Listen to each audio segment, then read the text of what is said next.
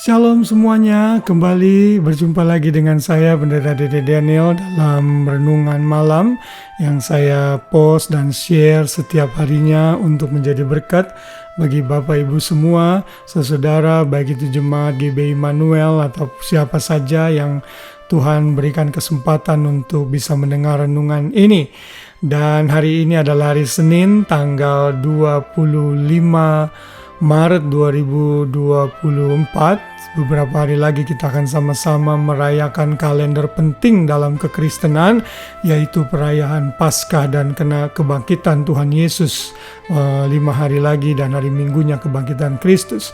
Karena itu sangat baik sekali agar kita diingatkan lagi untuk selalu fokus kepada Tuhan Yesus sebagai juru selamat kita.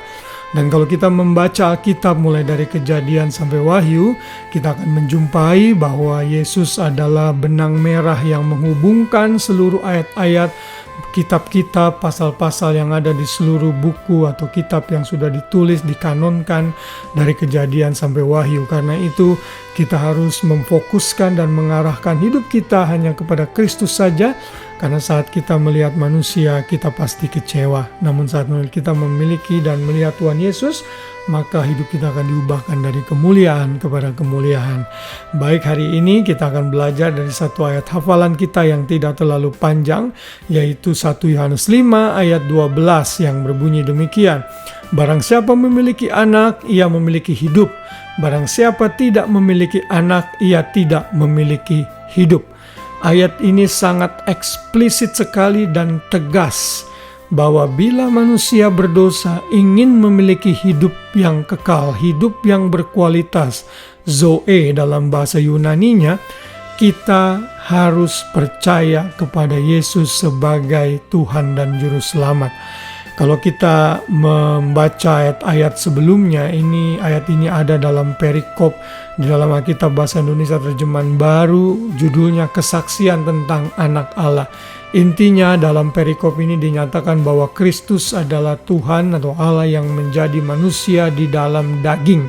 Dan Yohanes mengingatkan lagi misalnya dalam ayat 10, barang siapa percaya kepada anak Allah, ia mempunyai kesaksian itu. Artinya kesaksian tentang Yesus yang sudah menjadi manusia di dalam dirinya.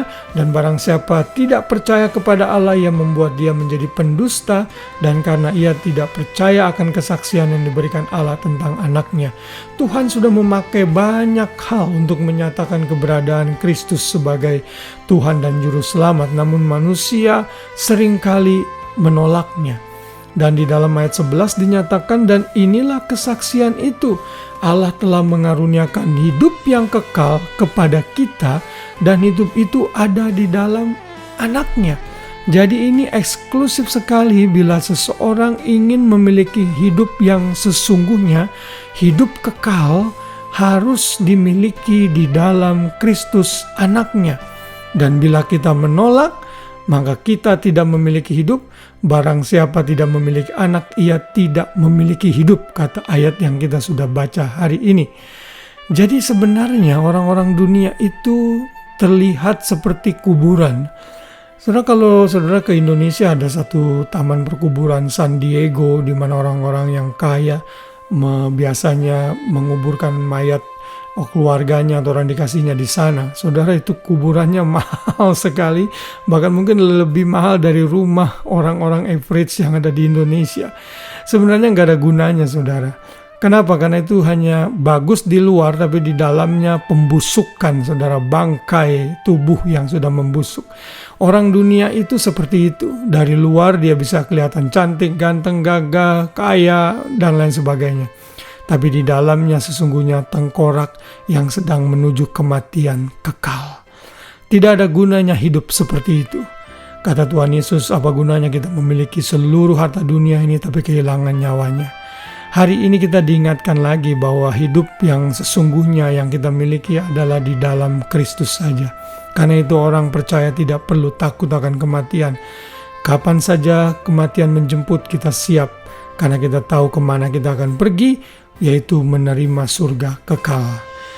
Bersyukurlah kalau Bapak Ibu Saudara sudah menerima Yesus sebagai Tuhan dan Juru Selamat. Karena itu tetap menginjil, bagikan kepada orang lain dengan sikap hati kita. hidup dengan penuh sukacita, jangan sungut-sungut. Biar kita jadi berkat dan orang bertanya, kenapa kamu beda, tidak sama dengan dunia ini? Saudara bisa cerita bagaimana Kristus mengubahkan saudara.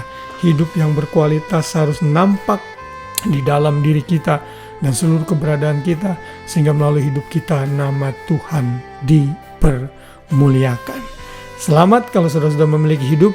Kalau belum, terima Tuhan Yesus sekarang, karena engkau akan menerima kematian kekal bila engkau tidak memiliki Kristus. Engkau hidup, namun hidupmu sia-sia dan tidak berarti tanpa Kristus. Kiranya firman Tuhan ini menjadi ingatan untuk kita semua dan sekaligus membuat kita bersyukur atas kasih Tuhan yang sudah memberikan Kristus bagi kita. Selamat malam, selamat beristirahat,